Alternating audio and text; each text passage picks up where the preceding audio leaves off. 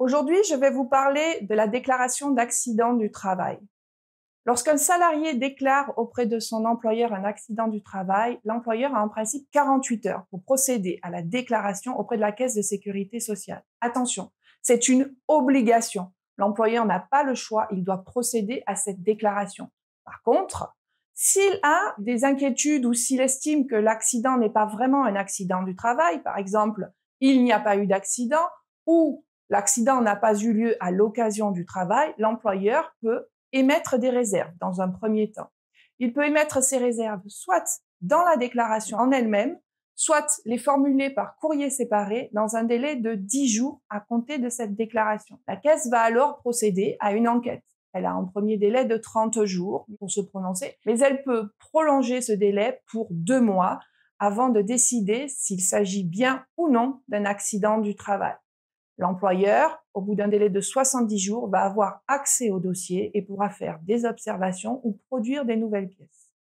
Si la Caisse reconnaît le caractère professionnel de l'accident, alors dans un deuxième temps, l'employeur peut encore contester cette décision en saisissant la commission de recours amiable.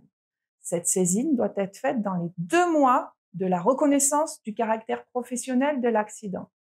La commission de recours amiable a alors un délai de 2 mois pour se prononcer. Le silence de la commission de recours amiable équivaut à un rejet. Donc, en cas de rejet de la commission de recours amiable, l'employeur a 2 mois pour saisir le tribunal judiciaire afin de contester devant les juges cette décision de reconnaissance de l'accident du travail.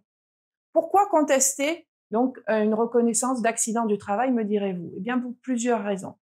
La première, c'est que cette reconnaissance va engendrer une augmentation du taux AT-MP pour l'employeur. La deuxième, c'est que l'employeur, en matière d'accident du travail, se trouve à verser un complément de salaire dès le premier jour d'arrêt du travail, à la différence des arrêts pour maladie traditionnels. Et la troisième, c'est surtout un risque éventuel d'action du salarié en reconnaissance de la faute inexcusable de l'employeur, qui va engendrer un coût pour l'employeur qui n'est jamais négligeable. La troisième raison, c'est un risque d'action en reconnaissance de la faute inexcusable. Au terme de cette action, l'employeur peut se retrouver à rembourser à la Caisse de sécurité sociale le surcoût de la rente versée au salarié, ainsi que des préjudices annexes, notamment le préjudice moral du salarié consécutif à cet accident dû à une faute inexcusable. Il est donc nécessaire, lorsque vous avez un doute sur le caractère professionnel de l'accident ou même sur l'existence même de l'accident, de procéder à une contestation.